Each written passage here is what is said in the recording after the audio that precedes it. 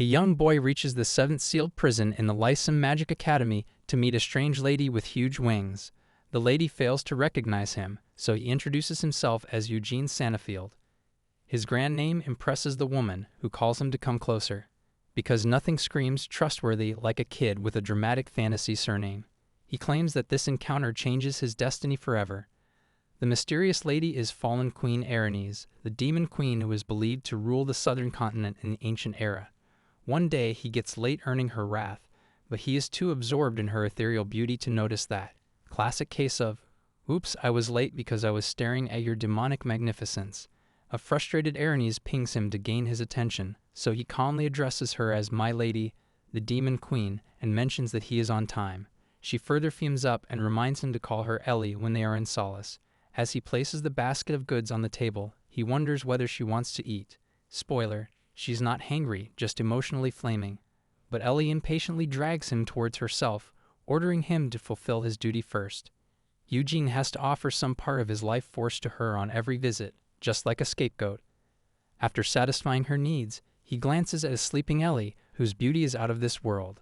This is probably not what his school counselor meant by after-school activities. A year ago, when he got transferred to Lysum Magic Academy, her seal was broken and she was awakened. He recalls how the whole academy was adamant about stopping the raging demon queen. Since she reeked of an unbearable stench, only the headmaster was able to approach her. They almost needed gas masks, not magic spells. At that time, based on the results of his transfer exam, Eugene was selected for possessing exceptional white magic power. At first he was just a caretaker offering sacrifices, but then his relationship with Ellie flourished after she began to take romantic interest in him. Currently, Eugene is so lost in his thoughts that he doesn't realize that Ellie is already awake. Nothing says young love like soul sacrifices and awkward glances. He is puzzled when she suddenly questions him about not going somewhere. Next, she points to the wall where an enormous screen appears. Eugene sees several adventurers trying to slay a horrendous anaconda and immediately recognizes it to be a dungeon expedition. Why is there always a snake? Can it be, like, an angry flamingo one day? Ellie explains that it is the ultimate dungeon created by the gods, and she promises that she will support him with her ability. It appears that they can monitor the inside of the final dungeon with that relay device, and Ellie is tired of seeing the same players trying to defeat it. She is enticed by the idea of Eugene going inside for a change. Translation: "These nudes are boring. Go get dramatic, Eugene." Eugene doesn't reply since he is too overwhelmed by the idea. She urges him to form a contract with her already, and in this way he will automatically acquire unmatchable powers. Now Eugene is still unable to apply attack powers, so she claims that he will be able to wield a powerful magic sword. Power comes at a price, Eugene. Mostly in sarcasm and magical mood swings, she will benefit from that contract by acquiring freedom. He realizes that she is hitting the right spot since a year ago he was quite disappointed to learn that his only ability is to use white magic. Usually at 15, when one reaches adulthood, the goddess of fate bestows a blessing of talent or a magical quality. And if you're unlucky, you get white magic and a lifetime of roast sessions. In most cases, people receive multiple talents that shape their future. Unfortunately, Eugene's dream of becoming a magic swordsman took a downhill turn when he wasn't awarded the attack power. Since then, the poor lad, despite being the top student of the school, had been subjected to immense mockery and jeers. As the more talent one has, the more valuable they become. "Hey Eugene, heal this." Probably every school bully ever. Similarly, the ones with fewer abilities, especially the white magic bearers, are considered worthless regardless of their achievements. However, the strong-willed lad kept on going steady despite being scorned, until the girl he loved decided to distance herself from him. That is the reason he got himself transferred to Lysum, as if trying to flee from the depressing scene. Romantic rejection level: change schools and accidentally free a demon queen. He is brought back to reality by Ellie cooing to him and coaxing him to set her free. Now for someone like him, Ellie's proposal is quite alluring, but he flatly refuses on her face. Ellie makes a face, declaring him to be as aloof as ever. Even ancient queens can't handle rejection. Some things are universal. He pours her some wine and explains that only the headmaster can break the seal. Her face lights up as she makes yet another absurd suggestion of forming a contract and then using her powers to defeat the headmaster. He reprimands her for giving terrifying suggestions since there is no way he can defeat him. Suddenly, the relay device shows a sea of raging flames, and a fretful Eugene guesses that they might be seeing the fifth level. Still, he is curious about how the grassland and the forest area got engulfed. Next, he quickly dons his coat, indicating that he is about to leave, because nothing says prepared like a coat versus hellfire. When she questions him about the haste, he states that his duty is over, and he is also responsible for reporting when something abnormal happens in the final dungeon. When she offers him to stay till morning, he blankly informs her that he will visit her next week. A flustered Ellie watches him leave and then smiles at his grave demeanor. He drops one-liners like his sword skills, non-existent but charming. As soon as he steps out in the open, he hears an announcement about the occurrence of an unusual situation in the final dungeon, Tower of Babel. It's not a real fantasy quest unless someone yells to the tower, dramatically. All the students and explorers dwelling in the city are ordered to pep up and gather at the dungeon entrance immediately. Now Eugene was already expecting that calling and turns around to see the colossal Tower of Babel. One of the largest dungeons in the world is located in the center of the southern continent and is the backbone of the city-state of Karath. The Lyceum Magic Academy is the top school in the whole southern continent, but protecting the final dungeon is more important than studies at the moment. Even the explorers readily come forward for the mission. However, the top ones are all engaged that day. All the strong ones had dentist appointments. Typical. The remaining explorers bear simple powers that are not enough to take over those flames. And Knight announces that a magnanimous fire like this couldn't have started naturally. He instructs the explorers to rescue those who have been left behind, find the cause of the fire, and get involved in firefighting. This is how you know you're underpaid. You're an adventurer and a firefighter now. Meanwhile, the daredevil Eugene has already reached the fifth level of the dungeon, which is surrounded by an ocean of blazing fire. He musters up his courage to penetrate through it and discovers that the heat is quite intense. He is nearly certain that it is caused by some fire-attributed monster. No kidding, Sherlock. It wasn't scented candles. Out of the blue, Ellie's proposal whispers in his mind again, urging him to form a contract with her, and in that way he will be able to use the magic sword. In the next instant, he quickly shuns the idea of setting the demon queen free, who once ruled half of the world for such a reason. As he manages to peer through the fire, he is astonished to see a weeping young girl nearly being engulfed by the fire. Plot twist. The monster is crying. Someone get her a tissue, or maybe a fire extinguisher. He wonders whether she has been left behind. On a closer look, he realizes that the girl is actually the source of this hellish fire. He becomes cautious, thinking that she might be a monster in human disguise, or just a very emotional fire elemental going through a bad day. Eugene is in a state of fix, since he has no proper means to fight her. The girl begins to cry harder, and he is left in a state of stupor.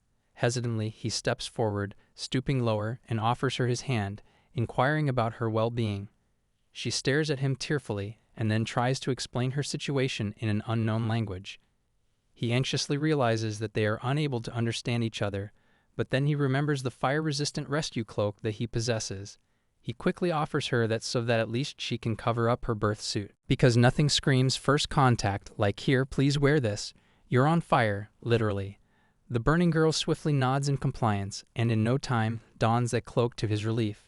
He is glad that at least they are able to understand each other, and he offers his hand so that they can get out of this hell. The young lady is quite apprehensive about touching him since she is afraid of scorching him. Dating tip number 47. If she's too hot to handle, maybe give it a minute. A smile curls up his lips as he realizes that, despite the language barriers, the young lady is very kind. Nevertheless, he holds her hand, bringing a smile to her gloomy face. Instantly, she passes out in his arms, and he notices that mysteriously the flames are beginning to subside. Well, that escalated from hello to heroic bridal carry real fast. He gazes at her innocent, unconscious face and wonders whether she is the cause of the fire. Also, currently, he has no idea that that girl will greatly shape his destination towards success, or she just needs a nap and a glass of water. Who knows with magical fire girls?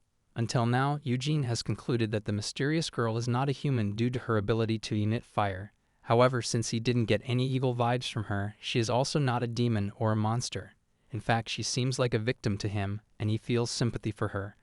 Because nothing says victim like nearly setting the dungeon on fire while crying. He carries her on his back and climbs down the tower.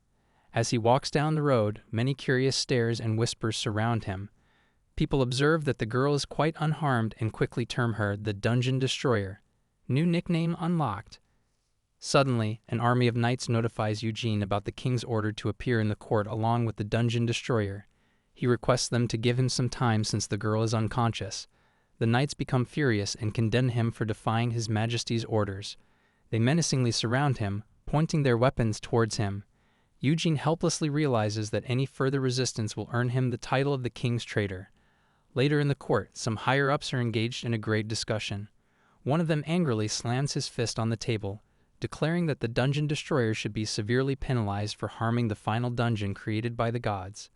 Another person, having a calm demeanor, defends the girl by calling her a rare magic creature as portrayed by the relay device. He proposes that they must use her as a base for progress. Translation: let's not burn her. Let's study her instead, with science. One person suggests verifying the truth about her being a felon or not. Meanwhile, Eugene and the convicted girl are witnessing the whole heated discussion from the heavily guarded dock. He is aware that the dungeon city of Karaf is surrounded by 3 major powers. Nothing spices up a courtroom like geopolitical tension and a flaming teen. The Hoth-headed representative belongs to the Holy Alliance Coalition, which considers the final dungeon deeply sacred and is not willing to forgive the Dungeon Destroyer. The Chill Pill representative belongs to the Blue Sea Federation Republic, composed of numerous small nations and known for its fierce and cunning disputes. The last one belongs to the Grumfire Empire, which is also Eugene's homeland, and it advocates imperial supremacy. Sounds like a fun family reunion waiting to explode. Mostly, Karaf is an independent state, but since people from each of those factions mingle here, during a trial, jurors or representatives are selected from each group to avoid favoritism. The Hoth-headed representative insists that the girl is a criminal since everyone saw the flames being emitted from her body. The Grumfire rep defends her that she was unable to control them, so a death sentence is quite a hasty decision for her. Honestly, who hasn't accidentally set a dungeon on fire during puberty? The cool-headed rep explains that since they can't communicate with her, so she cannot be asked directly. In no time, the discussion picks up heat while the poor girl is trembling out of humiliation. Suddenly, Eugene senses something unusual. Cue dramatic music and a suspicious wind gust. He quickly turns around and spots an archer at quite a distance, aiming directly at the girl. With the speed of lightning, Eugene grabs the girl and shields her as soon as the arrow leaves the archer's bow. The arrow rapidly dashes towards them, but he manages to successfully deflect it. New achievement unlocked, human shield with bonus style points.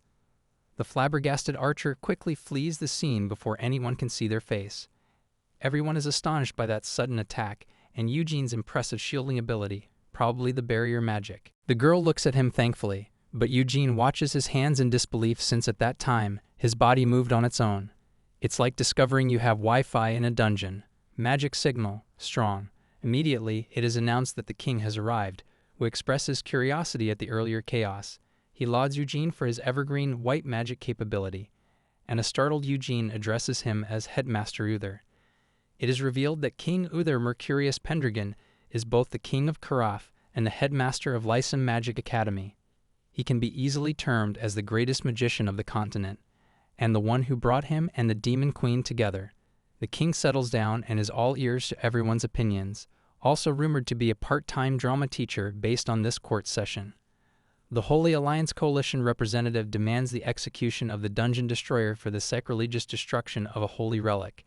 In contrast, the Blue Sea Federation rep argues she should be handed over to them to properly contain her immense fiery powers. Tired of their bickering, King Uther cuts them off. Silence. I have rolled for initiative.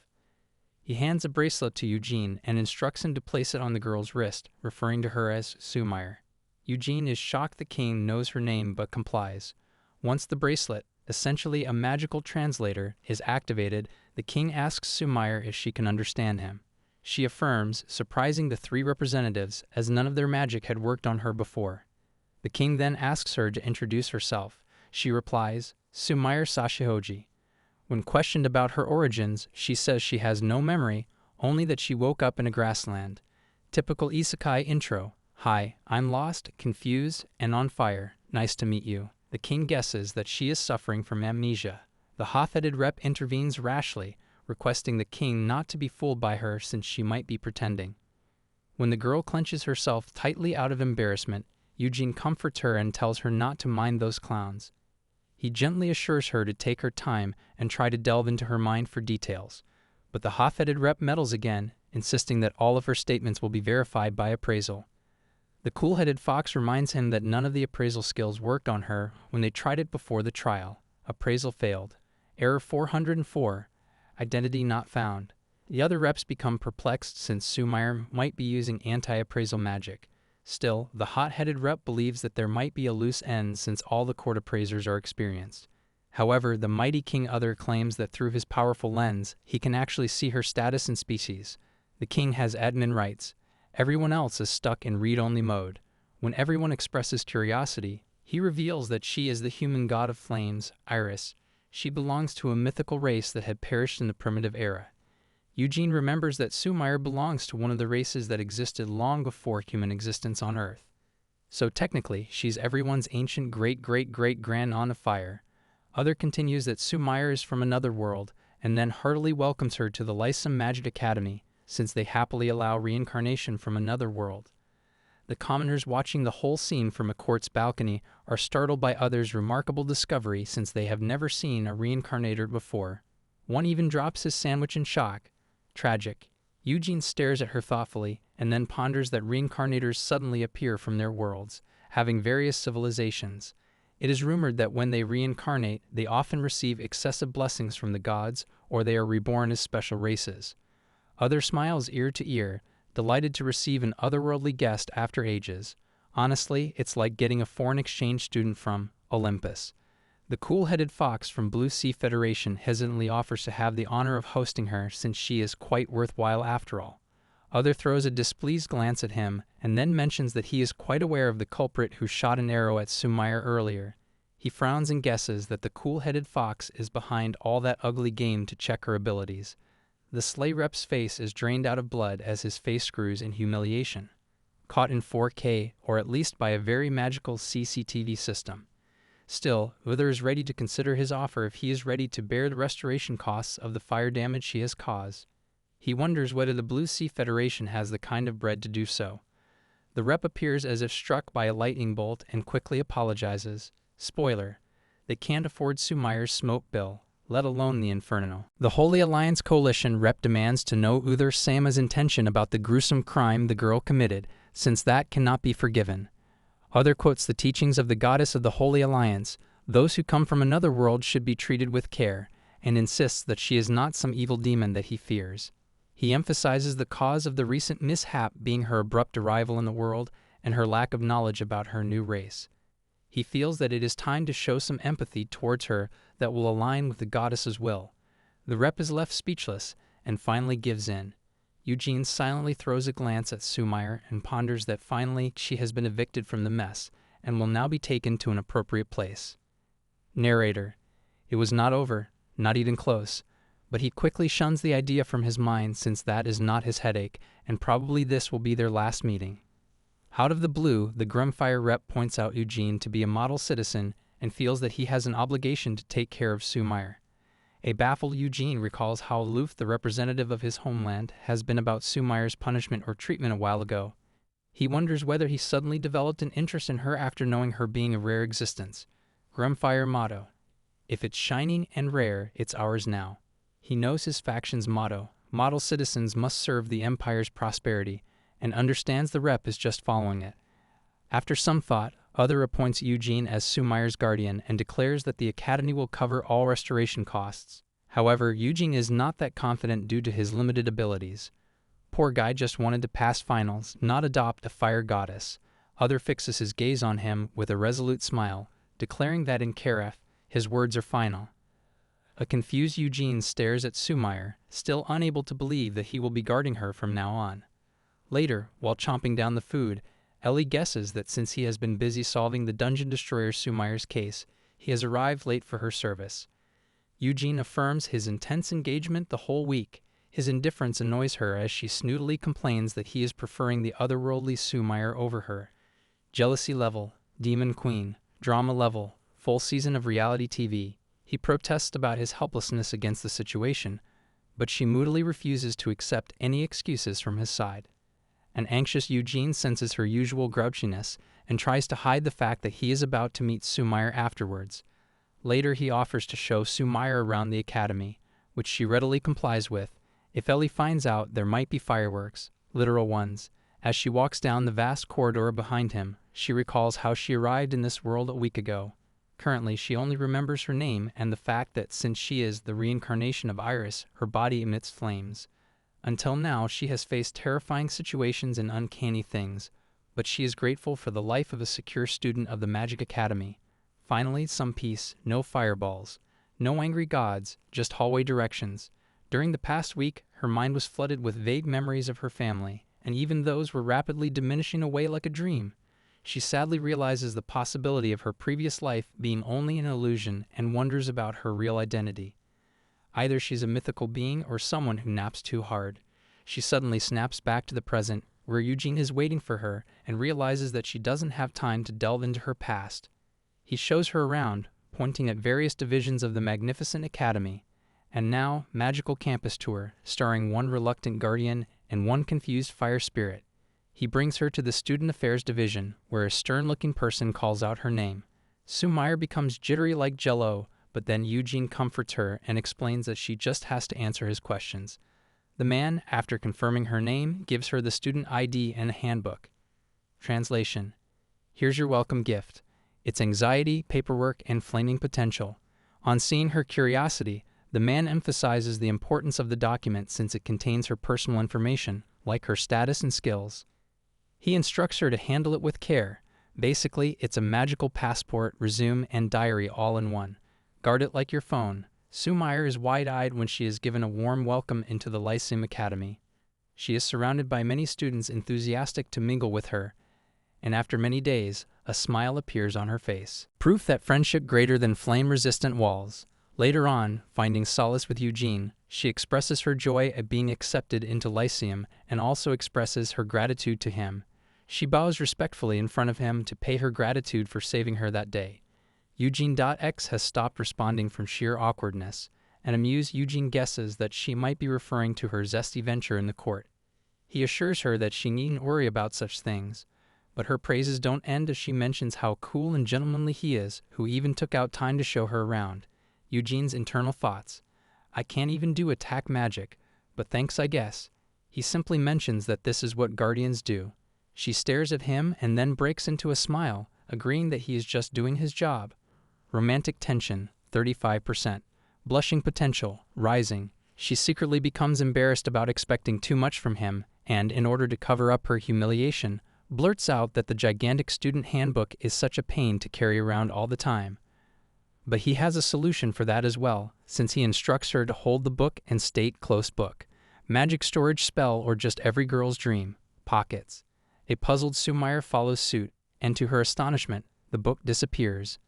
Next, he tells her to chant open book, and instantly the book swooshes back in her hand. Sumire: So, this is magic.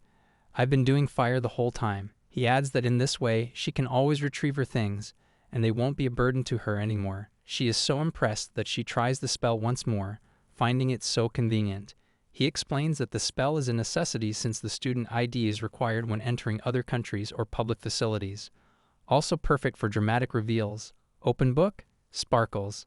Out of the blue, a student accidentally collides with Sumire, but instead of apologizing, he begins to flirt with her, urging her to spend some time with him.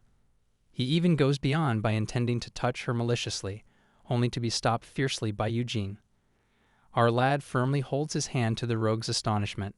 The troublemaker instantly recognizes Eugene and scorns him by calling him useless. He keeps on mocking him by calling him a failure and the one having zero attack power. Bold of him to assume his bones are safe today. She is taken aback by his insulting remarks. However, the troublemaker anxiously realizes that Eugene's grip is so tight that he is unable to budge his arm, even by an inch. He wails about being hurt, but Eugene calmly assures him that he will cast healing magic to heal him. Oh no, your ego's broken. Let me fix it with some humility. Suddenly, one of his peers recognizes Sumire as the one from the other world. He insists that he has seen her through the satellite system. The guy shows mock concern about her uncanny ability to emit fire and cannot believe the academy is enrolling someone of an unknown nature. because the best way to show concern is casual discrimination. Obviously, Sumire becomes panic-stricken by their crude remarks, but then tries to reason in her mind that she is only invited here as a reincarnator. New student orientation tip number 1: don't burst into flames from peer pressure. She tries to convince herself that she shouldn't take those remarks personally. She feels that she should start afresh despite having vague memories of her past, but still she is not completely sure. Existential crisis unlocked, now in Magical Girl Edition. In her opinion, she can keep on living like that, but there will always be something missing in her life. She makes up her mind that she doesn't want to live an incomplete life. She vows that she will dig deeper towards her roots, and for that she has one thing to do.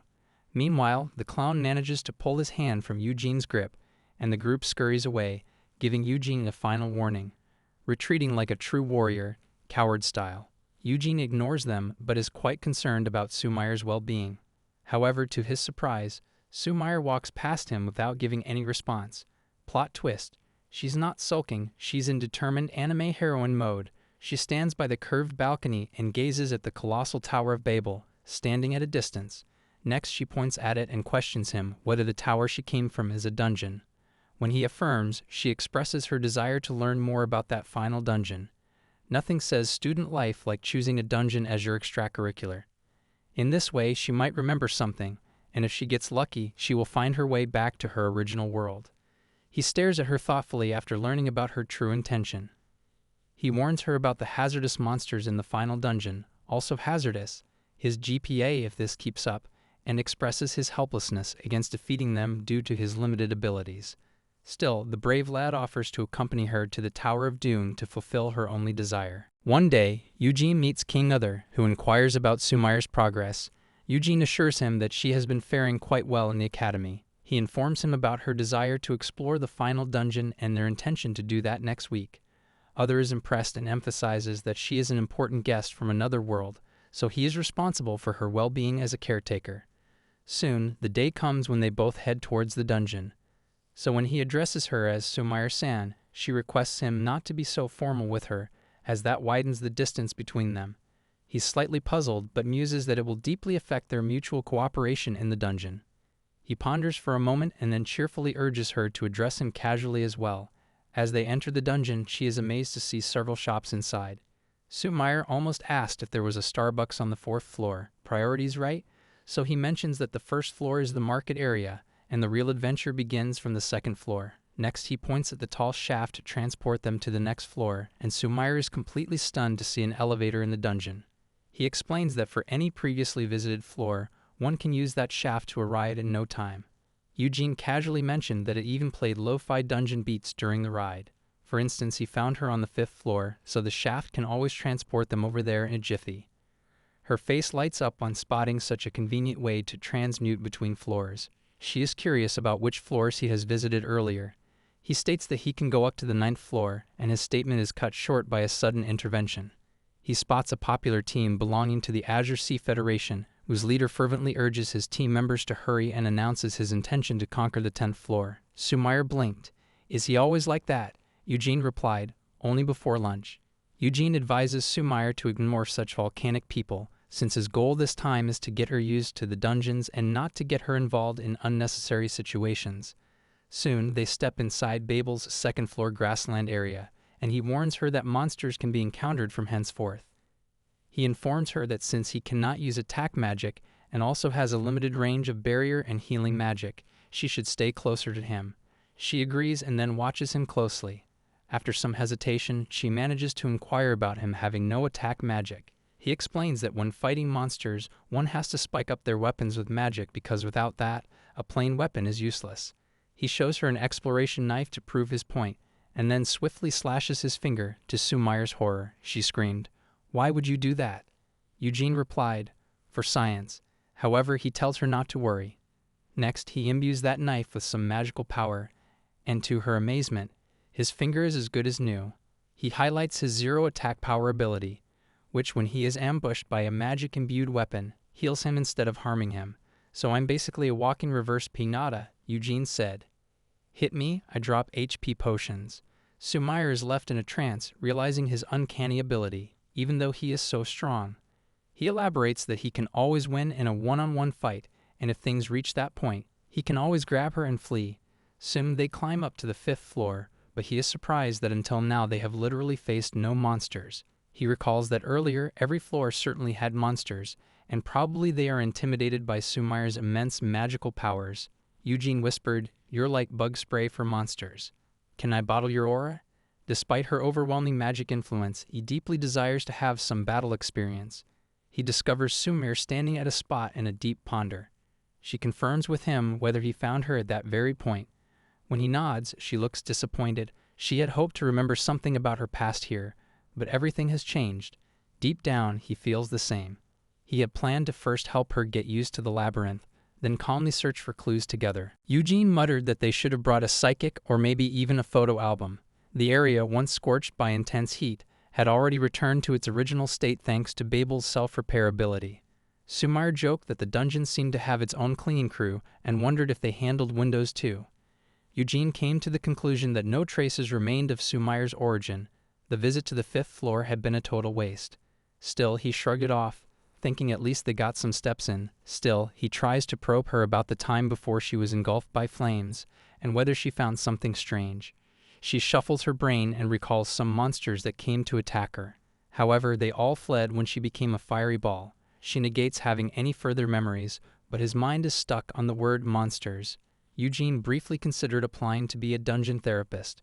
He has observed that Sumire hasn't encountered any monsters after meeting him. Still, he has hope that if they see a monster by chance, that she might remember something further. Next, he decides to move further and climb up to the 6th floor. "Let's go bother more monsters," Eugene declared, for educational purposes. As soon as they step on it, 2 ferocious-looking hounds snarl towards them. A terrified Sumire alerts Eugene about them and pulls out her shield.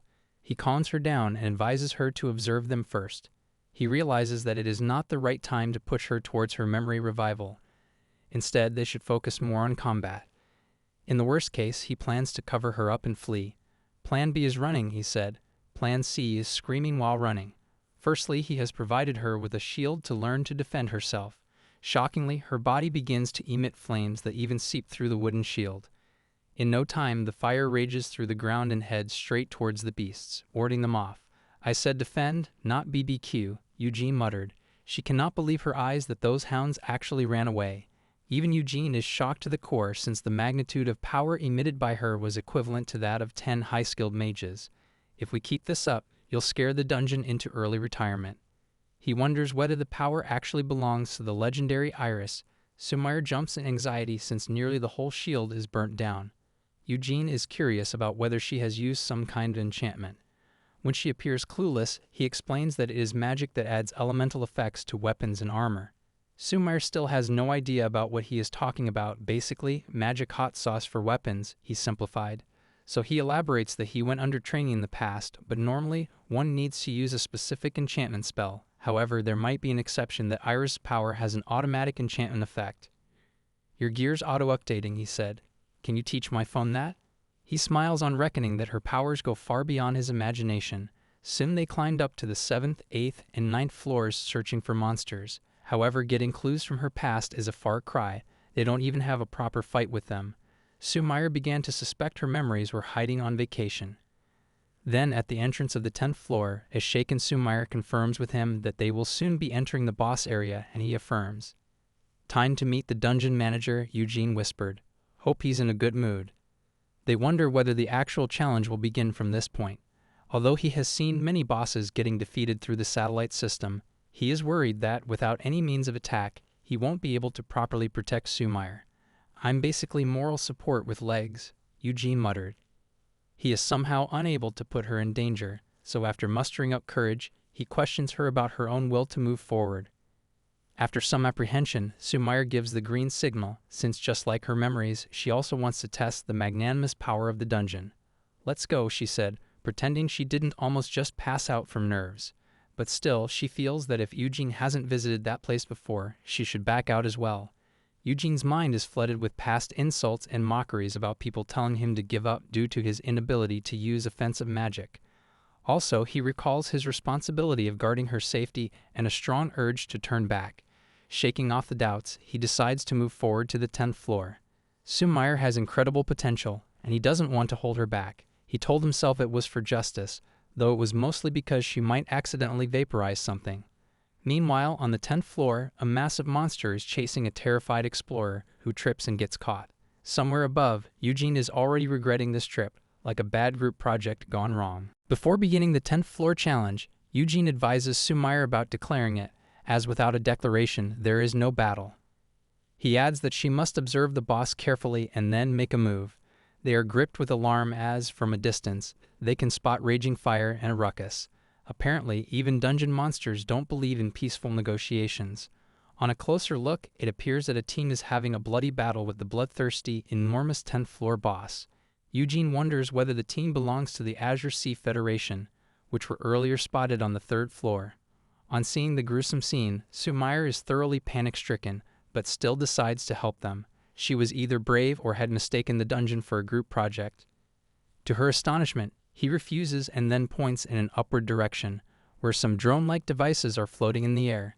Eugene explains that the battle with the floor boss is on strict vigilance through a relay device, and interfering without permission can result in consequences. He even paints the worst-case scenario that she could be banned from entering the final dungeon again, and no one wants to be banned from a place where giant monsters try to kill you. Even he has this urge to help those unfortunate souls, but they have already declared the challenge, so any outside interference is prohibited until they officially request rescue. He compels her to watch the menacing battle in order to learn the real combat. Out of the blue, an injured and worn-out explorer pleads for help and even waves a white flag. Apparently, flag waving is the official dungeon version of hitting the panic button. Instantly, Eugene dashes towards the gigantic boss and stands gallantly in front of him. As the hideous ghoul lets out a spine-tingling roar, a terrified Sumire calls him out, but he orders her to stay back. However, the massive monster ignores him completely and seeks the leader of the Azure Sea Federation and crushes him completely with its enormous baton. Talk about workplace favoritism, the monster clearly had a grudge. Suddenly, a blinding cloud appears between Eugene and Sumire, and she frantically calls out to him. As the scene clears, it appears that Eugene has managed to block the enormous baton single-handedly with his shield. Everyone, including Sumire, stares at them in disbelief, but he quickly mentions that their rescue request has been acknowledged, so now they must quickly retreat. By the way, Eugene mutters, "I'm also available for birthday parties and monster-crushing emergencies." When the team members appear baffled, he announces again that they must quickly leave the floor boss's territory. As the others oblige, a distressed monster stares at them, unable to budge an inch.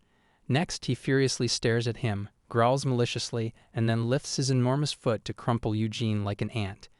Even dungeon bosses have anger issues, they just express them in stomp form.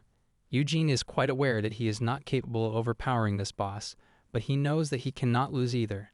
Instantly, he generates a huge barrier magic shield of light that completely obstructs the gigantic foot, making the monster sweat hard and weaken little by little. A steadfast Eugene doesn't stop and holds his magical shield strongly to everyone's awe. When in doubt, Eugene thought, just out-stubborn the monster. It can be seen that gradually the monster lets out a frail growl as he has gotten exhausted and stops his attacks. The whole team of Azure Sea Federation watches the miraculous happening in amazement. Once the monster is completely defeated, a delighted Sumire runs towards him, congratulating him for his incredible performance. She nearly hugged him, until she remembered he's still radiating like a magical microwave. Eugene simply mentions that he just bought some time for everyone to escape, and then wonders about her well-being. She assures him that she is fine, but points at the poor, injured souls who keep on thanking him for saving their lives. Eugene steps forward and uses his great healing powers, healing them completely. If Eugene ever quits magic, he could start the world's best urgent care clinic. Next, he offers to heal other team members one by one. An amazed Sumire is thoroughly impressed by his abilities. When everyone is healed, he gazes at her mingling with the team members and realizes that although she wasn't able to revive her memories and had to witness something horrific, she still managed to gain some good experience. At this rate, she's racking up more XP than the Academy syllabus requires. Next, he calls out to her and decides to return. As they are about to leave, the team leader makes a bizarre request to borrow Eugene's powers. When he appears puzzled, the leader explains that with their limited powers, they were unable to defeat the floor boss. However, they feel that Eugene's powers are equivalent to those of 100 men. Eugene thought, wow, finally some recognition, and way too much pressure. He begs him to help them defeat the floor boss. Eugene swallows hard and then reveals the bitter truth about himself, about not being able to use attack powers. This comes as a shock to the men, but still, they suggest a mutual challenge along with their standing forces. Apparently, denial is a group skill too. However, Eugene has doubts about the strategy being effective and politely requests that they withdraw for that day. He advises them to hire skilled people for a retreat. The men reason that they cannot do so since they desperately need finances. Dungeon crawling, now with student debt energy. He weeps bitterly, mentioning that they have to make this subjugation successful in order to bring the treasure to their country, or else it will be ruined. He insists that they cannot return empty-handed and shamefully face their king and the nation. Eugene now realizes the reason for the leader's anxiety earlier. It was either the monster or national bankruptcy. Tough call. Next, he analyzes their position and discovers that even though Sumire has unmatchable powers, her state is unfit for combat. Like a bolt from the blue, he grabs Sumire's hands into his, and both are surrounded by a twirl of magical powers. When Sumire expresses her astonishment, he explains that he is forming a magic link so that he can borrow some of her powers. However, she just has to stay put. Sumire. So this is either a power transfer or a really dramatic handshake. Eugene is not new to this technique since he has tried it several times before. However, his white magic always canceled out the received powers, and hence he never succeeded. But this time, he is confident since Sumire possesses the vast red magic power of the Flame God clan. After absorbing her powers, he can feel his body getting warmer and wonders whether he has taken too much.